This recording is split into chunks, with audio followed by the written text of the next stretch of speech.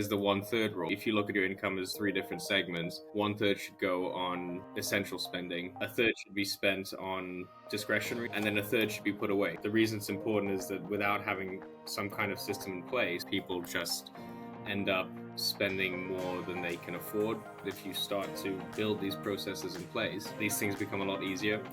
Hi, EnvisionAirs! Welcome to the EnvisionAir podcast.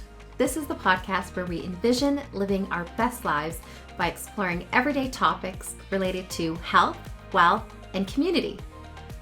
On today's episode, we have a return guest by popular demand from season 1, episode 6, Mr. Alexis Liatis, who will be having a follow-up Q&A with EnvisionAir audience members, which is super exciting. And we have very specific questions from some audience members who would like to know how they can start building their wealth and have general financial planning questions. So we're very excited to have Alexis join us. And for those who missed Alexis's episode from season 1, please go back and listen to it. It is amazing, full of so many tidbits and really useful information to start saving.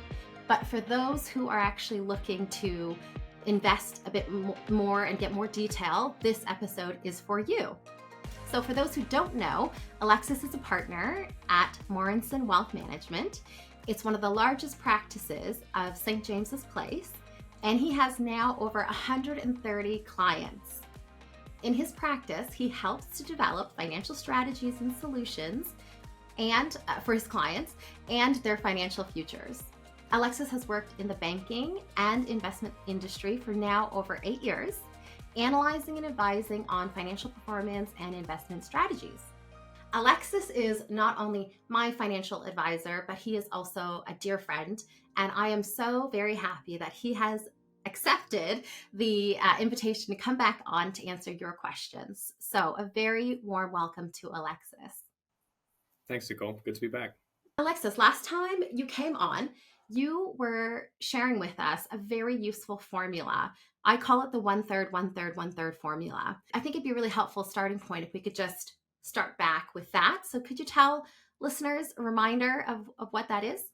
Yeah, sure. So it's kind of a principle to enable kind of effective budgeting. So when you're looking at what you're taking home, how to allocate that. And the reason it's important is that without having some kind of system in place, people just end up spending more than they can afford, or rather, even if it's not that, just not putting enough away on a regular basis. And a lot of people are unaware of the fact that if you start to build these processes in place, and you start to delegate, okay, I'll put a portion of my income there, what have you, that after a while, these things become a lot easier. It's like setting up a direct debit for a subscription service. You kind of forget about it.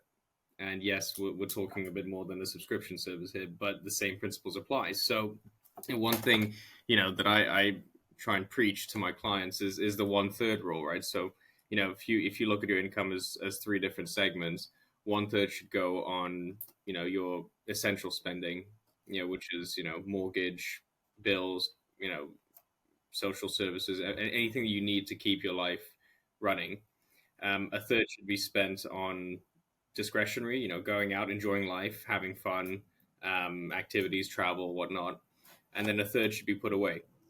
Now, obviously, and what I mentioned on the last podcast was that, these are malleable kind of segments. You don't have to stick to 1/3, 1/3, 1/3. And what I talked about last time was that obviously the more you earn, the more you can start to delegate towards that savings bucket, right? Because unless you are, just spending, as much proportionally to your income as your income grows, then you should have more discretionary income available as you start to earn more.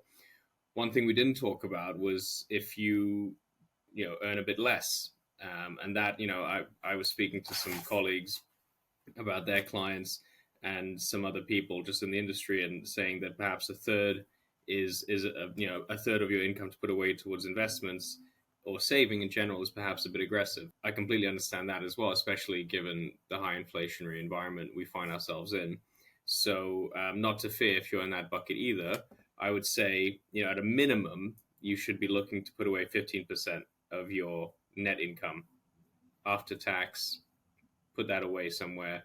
If the rest is eaten up on essentials and discretionary, then take a look at what that split is. Is it okay? Well, literally, more than half of my income goes towards essentials. Fair.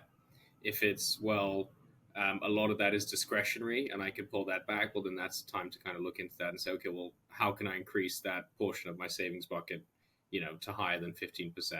So I'd say look at 15% as a very, very, baseline minimum. And then look at the other 85%. How are you spending that? Is if most of that is within your control and you can change it, then consider putting that towards your savings bucket so you can bring that to a third. That's amazing. That's really helpful. Thank you so much, Alexis. No worries. Well, that's a good starting block. And I think we have some audience members who are anxiously waiting to speak to you. Thank you for joining, Larica. So, you are an audience member and you have a question for Alexis. So, please go ahead. Hi, Nicole. Thank you so much for having me on the show today. And hi, Alexis. It's lovely meeting you. Nicole has told me so much about you.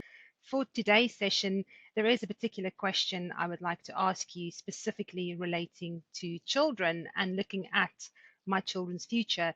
So my husband and I have two young children, a 7-year-old and an 11-year-old, and we're looking to put some savings aside for them, either for university fees or potentially to help them with a deposit on a home one day.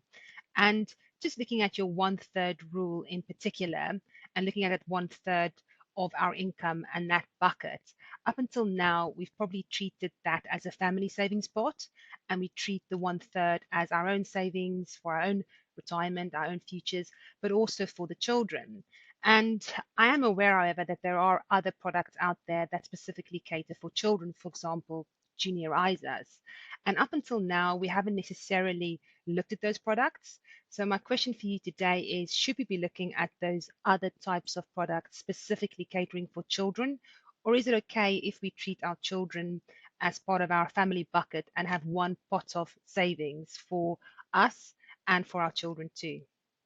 Yeah, absolutely. And I think you hit an important, it's a really good question, by the way. You hit an important point on the head there. You said, or should we just treat them as a family and hopefully have enough for whatever you're planning for? And that's something that most people, that kind of mindset is the one that most people shares. Or, well, hopefully it should be okay. It should be fine. And it's because most people don't look to the future first and then work their way back. They don't. One thing that I covered in the first podcast was whatever the goal is for your kids is, well, what is that going to cost? And then let's work our way back and have a structured plan in place for that. And that's obviously something that we can model out and we can look at together. But more specifically, with children's allowances, yes, it does make sense to use them, to look at them, because they're another set of allowances available to you. So, you mentioned junior ISAs. They're great for university planning because they can't, that you can't access them until the child is 18.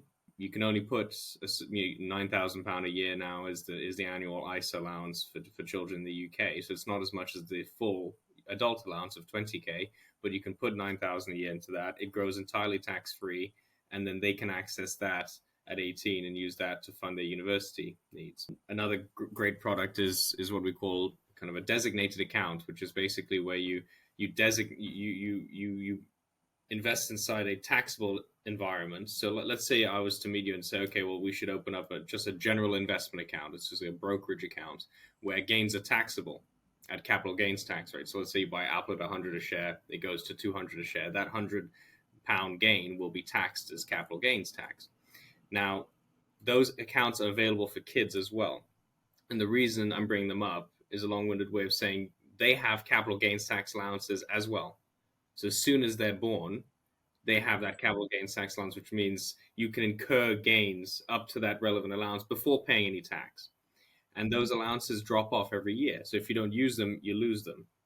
And so we can set up these designated accounts for kids where you can access the funds prior to 18 if it's for the accumulation, if it's for the maintenance and education for the child.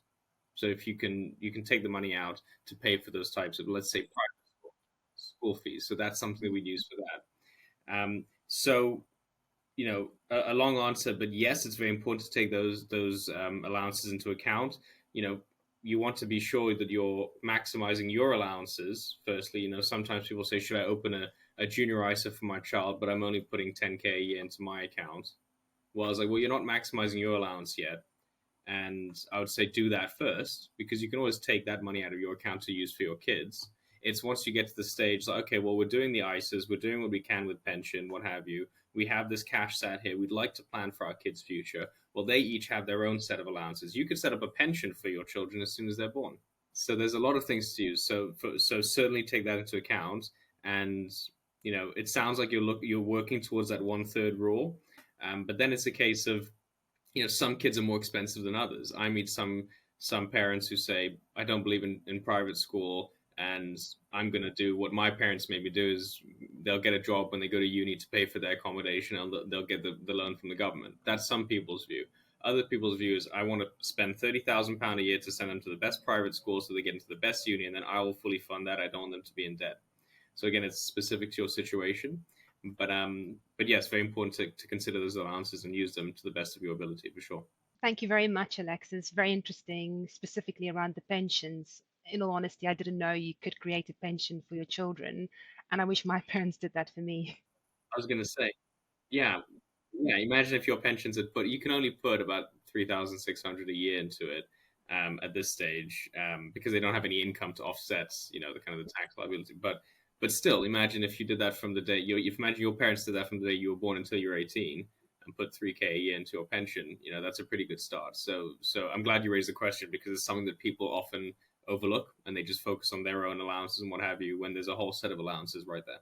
On the designated accounts, I think it's worth just pausing there for a second and just looking at the designated account and whether, for example, one can have a designated account that runs alongside the other products, or is there, for example, a cap or a limit as to how many different products you can have for your children? I think it'd be quite interesting to hear your thoughts on that and just find out a little bit more about the designated accounts. So it's product specific. So for the ICE and the pension, there are caps. For the unit trust, for the designated account, there's no cap. But you want to make sure that you're not overfunding it unnecessarily as well, because of the limitations. But no, you can run them all concurrently. And yeah, the only limitations you have are on the ICE and pension.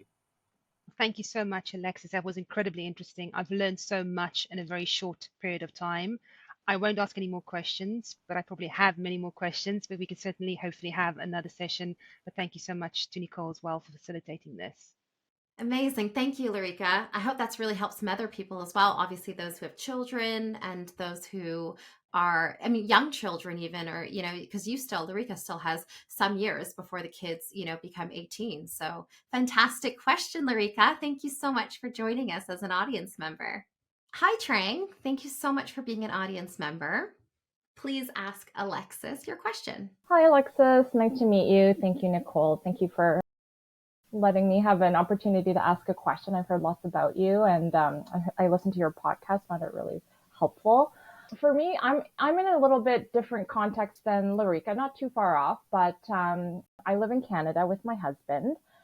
We've been married for a few years now. And I think, we're in a city where we both work and that we, plan to reside in probably long term.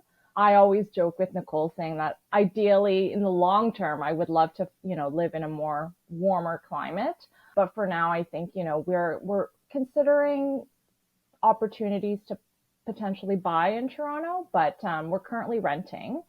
And, we're kind of in our mid careers right now, not early. So, and we're kind of following your 1/3 rule, for the most part, and potentially maybe thinking about having, a child in the future. So, with that context and with the current uncertainty in the economy and high interest rates, like, we're just wondering, does it make sense for us to really kind of continue renting, or perhaps,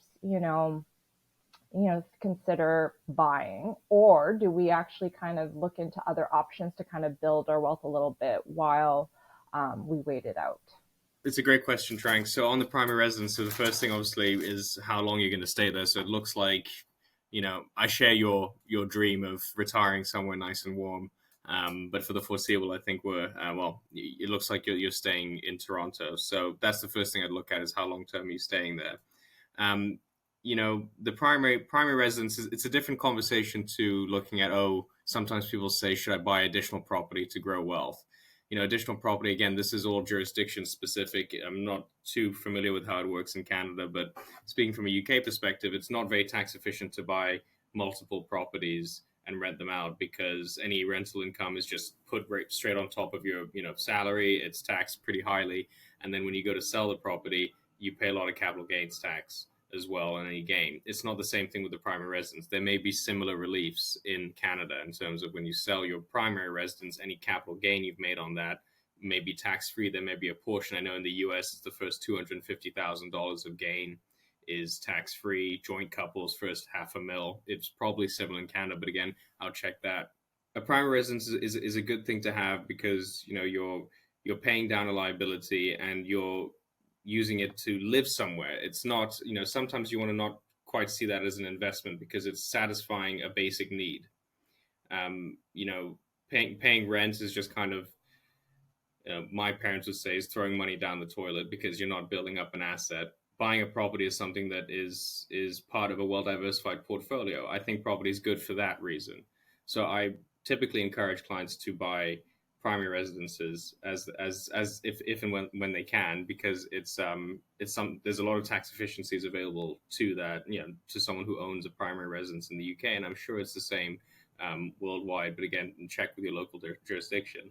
But then it's a case of you're asking how to build longer term wealth. Well, what I would look into is, with that property, okay, so when, how much have you got right now? Right. So in terms of funding that, right. So as a down payment. So, if it's within the next 3 to 5 years, then, I would say it's difficult to build an investment strategy for that short period of time. I'd say the minimum investment period that I'd be looking at is 3 years, because anything can happen in that interim. Anything can happen, point blank. But the longer time we have those assets invested in the market, the high probability of success that you'll get back more than you put in.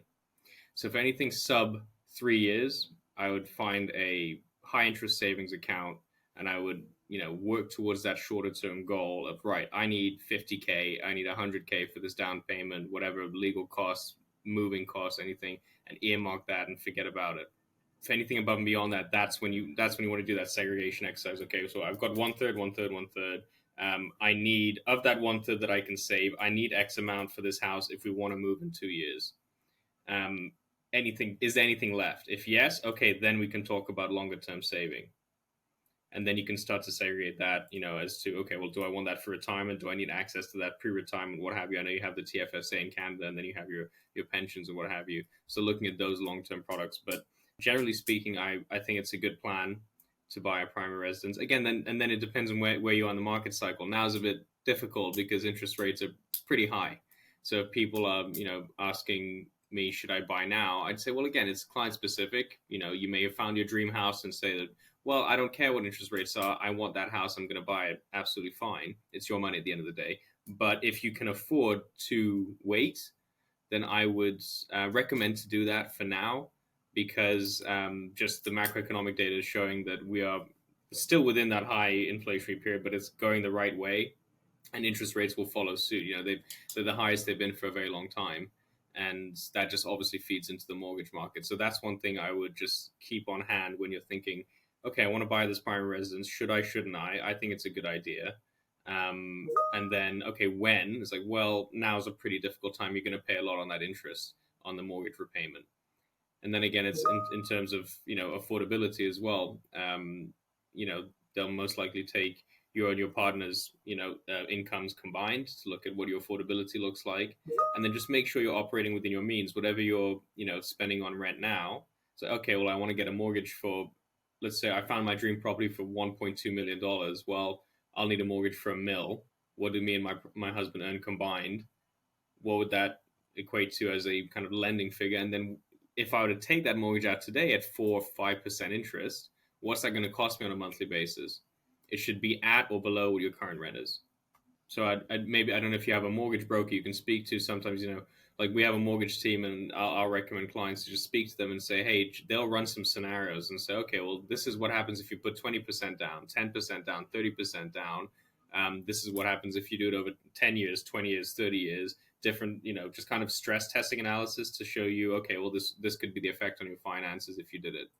Well, we don't have a mortgage broker just yet, but yeah, no, this is, you put things in concrete terms, and I find it like, whoa, okay, really got to think about it, the different options here. And, you've given me a little bit of assurance, like we don't need to kind of really go right away to buy, but, really kind of just breaking it down by that formula that you have. And then, we'll kind of reconsider what we can do within the next 3 years. But that was very helpful. Thank you. For sure, no worries. Yeah, it really starts with that. And I sound like a bit of a broken record, but it is that process of, okay, I don't know what to do, but I have this goal. What does that goal mean? What's that going to cost me? And then working back from that is like, okay, we can put away X amount a year. This is what we have now. That's what it's going to cost. Firstly, is it realistic? If not, let's start making concessions, and let's not, there's no point putting money into a pension now if you want to buy a house in 2 years, and that putting that money into the pension means you can't purchase the property. So it's really that element of, okay, well, I've done the analysis that exercise that Alexis recommended. I know I need X amount now. We'll work towards that. And if you're not rushed, some people say, okay, I'm 30K short. I need to go and I need to do this, as aggressively as I can, every single penny, because I want to move, in like a few months. So every single penny that I have disposable, it's going to go into cash. You may say, we're flexible, interest rates are high. I get what you're saying. We're still considering. So maybe it's a case of, okay, well, we're 30K short. We can save $3,000 a month. Let's put two on the house, and then $1,000 away every month on the longer term. So you can have that discussion as well. Say, how flexible are we? Let's sit down and discuss it. If we really want to move, well, then let's agree. Are we in agreement that everything that we can save is going on this? If not, then let's agree on a time. What would 2K a month instead of 3K a month look like, right? So just kind of plan that out.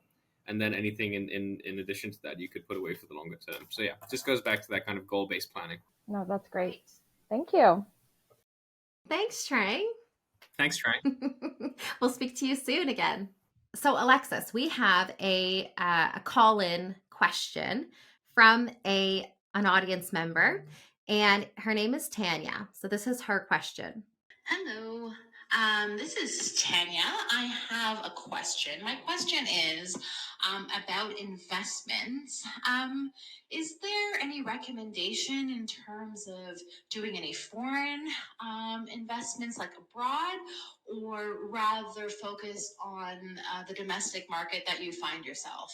Thank you. She's based in Switzerland, and the question is whether she should look at investing in different jurisdictions. For example, if she's in Switzerland and she wants to invest in the UK, do you have any idea about foreign investments, whether that's a good thing to diversify your portfolio, or whether people should really focus on building their wealth in their own jurisdiction before they start going into different international jurisdictions? Yeah, it's a good question. There are two factors that relate to this type of query.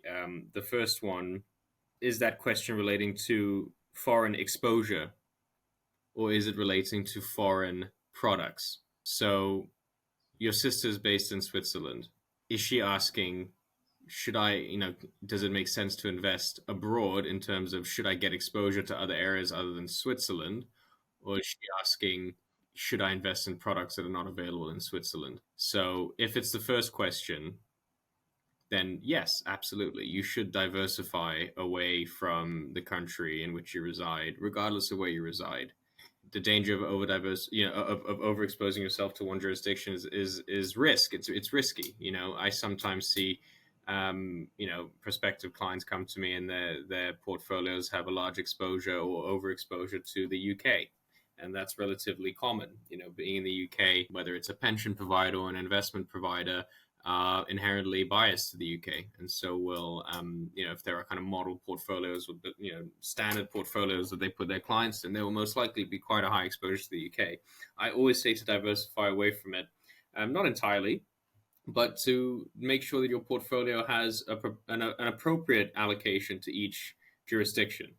or to each geographic area, right? So look at its proportion of global GDP. The US represents anywhere between Yeah. 35 to 45% of global GDP. So you should allocate your portfolio accordingly. If you allocate more of your portfolio to the US than that, 35% or so, then you're taking a bet that the US is going to outperform. If you underexpose yourself, well, then you're betting away from the US. I'm just taking an example there. So it always makes sense to diversify your investments globally, right? That reduces risk, reduces just currency risk and what have you. Now, that is a relatively no-brainer. You should invest, with diversification away from your home jurisdiction. If the question is more, should I invest in products that are available that are not available in Switzerland, in this example? Well, that's a bit trickier because I don't know about Switzerland. I couldn't comment, but from the UK perspective, let's say that's the equivalent of like you, Nicole, saying, well, wouldn't it not make sense for me to open a Roth IRA, which is like the US equivalent of an ISA? It's like, well, the short answer is you can't. You have to, a lot of these products, whether it's a Roth IRA or forget the US for a second, if we're looking at the UK, pensions and ISAs, you need to be in the UK, whether it's having taxable earnings to justify the contributions or simply have a domicile and address in the UK to be able to open an account. These are stipulations to open those types of products. So, for example, if I have a client who invests in these things in the UK and then decides to go to Switzerland for a few years, I'll say, well, we can still hold these accounts. You can't contribute to them anymore. And then we can pick them back up when you get back from Switzerland. So it really relates to what your sister, is she asking more about the underlying investment exposure, or is she saying, what, I read something that Germany had this really good, tax-free savings account. Well, in all likelihood, those types of products will only be available at the domestic level. So if you're not a resident of that country, you're looking to access those products, most likely it's not available to you. Because you're not a tax resident. But if it's about, should I diversify away from Switzerland, then yes. Yeah, I think it's the diversification away from Switzerland, and so that is actually really helpful for her. But that is a good nuance and something for her to consider. So if she has any further questions, I will recommend that she reaches out to you directly. And if you have anyone, also you can refer her if it's outside of your remit. Then if you have anyone in Switzerland who you can recommend, I'm sure she'd greatly appreciate that. But right. For sure. Thank you so much, Alexis, for that. All right, we have one audience member called Veda who would like to join, so I'm going to ask her to join now. Hi, Alexis. How are you? Thank you so much for your time today, and thank you so much for the episode you did in season 1. That was really, really informative, and you explained everything in such a simple terms, so that was really helpful for investment newbie like me. So thank you for that. My question for today is about sustainable investment, or more specifically is how to be a bit more aware where exactly your money is going, so you are not accidentally supporting certain industries or certain courses that you probably don't want to be supporting. I know there are eco funds, green funds, but what would be the key factors to look into, just going with the general ISA investments, so you are a bit more aware where exactly you are investing your money? Yeah, it's a great question, and it's obviously something that everyone is taking more and more seriously as we progress, because it's really important, and it's the future of the economy, it's the future of our world, really. A lot of people are waking up to the fact, it's like, well, what's the point of me putting all this money away for the future if I don't want to retire in the world I end up in? So it's extremely important, and yes, you can monitor this. So, I mean, firstly, a bit about kind of the way that we monitor it is that all of our fund managers at St. James's Place, they're all signatories of the United Nations Principles for Responsible Investment. So we're really proud to say that, is that they've all signed that, which means that they are, looking to avoid. There's two ways to approach ESG. There's negative screening, which is where you go through, like a fund manager, let's say, when they kind of build a portfolio, they will say, I don't want any tobacco, firearms, gambling, warfare. I don't want any exposure to that. That's the first stage. The second stage is positive screening, which is after you've done negative screening. So now you've whittled those out. Now within that subset, how many of these companies are actually giving to charity, watching their carbon footprint, how many women are on the board, these types of environmental and societal issues. So that's positive screening. So you want to see if your fund manager is a signatory of that. There are loads of ESG criteria online now. You'll see that if you go into Morningstar or FE Analytics or all these different providers that provide data, there'll be a kind of a sustainable score or an ESG score, and they'll explain kind of where that fits inside the industry. So if you're looking at it, from an advisory perspective, you want to ask these questions, right? So like to your advisor, are you following these principles? Do you employ these types of screenings? What are the underlying holdings? Those types of questions to ensure that your advisor is following those principles. If you're doing it personally, well, if you're picking single stocks, then, maybe don't invest in, defense and, gambling in casinos and things like that. But if you're looking at funds, then you can find all these outputs online that will go into, you can look at the holdings first and say, oh, that's tobacco, I don't want that. So that gives you an idea. Or there'll be an ESG rating out of 10, and they'll explain kind of what factors go into that. So you should get a pretty good idea of that. And once you invest in that type of fund, they will have a commitment to maintain that. So you shouldn't feel the need to continuously go back and say, oh, I should check if that fund is still ESG compliant. So there are a lot of things like data. There's a lot of data in place for you to be able to look at this. Both at the fund level and individually. I mean, that's a bit more straightforward. If you're looking at just kind of a single stock, you can see what that company does. But yeah, if you're employing an advisor, if you're working with someone, ask those types of questions. Are your fund managers signatories of the United Nations Principles for Responsible Investment? Can we take a look at a few of your funds? What do they invest in? So you can ask about the advisor's processes in the background. So those are kind of things I'd look out for. Thank you so much, Alexis. These were really great and informative tips, and I feel way more confident with my own investments. So thank you so much for that. So, Alexis, thank you so much for answering all of the questions from the audience members. Really, really appreciate your time on that. We are now at the final segment of the EnvisionAir podcast. And you might remember this. This is the EnvisionAir questionnaire, where we ask our guests to answer questions from their past, present, and future. So we'll do like a rapid fire one. So looking towards your past, what was your best childhood memory? Just off the top of your head. I think it was probably when I used to go to this amusement park with my mom right outside of New York, called Rye Playland, and it was a really fun, like, little, they just had roller coasters and things like that.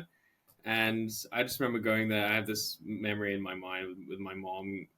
I was too small to go on one of the rides, and so I wasn't very happy. But she bought me a candy cane or kind of a treat from the fair, and just kind of sat down with me and explained to me why they had that regulation in place. We spent the whole day together. It was super sunny, and it was a great time. It was my favorite place to go as a kid. So that's a good one for sure.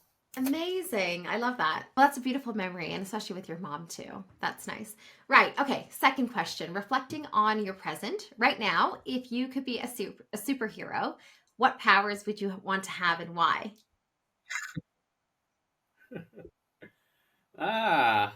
If I was a superhero, what superpowers would I have and why? That's a good one. Let's see. I would be the Flash, so I could just completely axe out my commute in the morning. That'd be a really good one. I would just run to work and be there in a minute. That's pretty boring, but it would work for me. Yeah, that's amazing. The Flash, I love that. Right, okay. And I think a lot of people I would love that. Okay, and looking forward, if you had no obligations, commitments, or restrictions, where would you love to live in 5 years? No obligations, commitments, or restrictions. Where would I live in 5 years? It's a tie between going back to the US, to kind of my childhood, like upstate New York, upstate, like the Hamptons area, because we used to hang around there. And I have so many amazing memories from there, and I just want to go back. Or Bali, which is somewhere that I've discovered over the last 4 years or so, and somewhere I keep going back.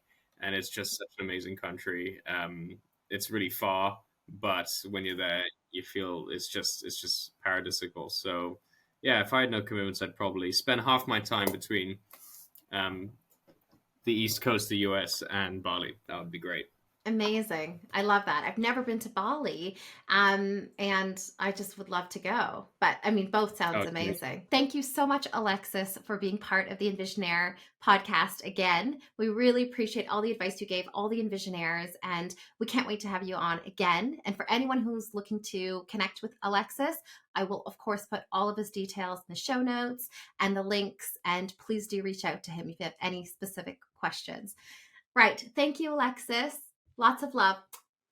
If you want to see more videos like this, make sure you hit subscribe and check out this video here.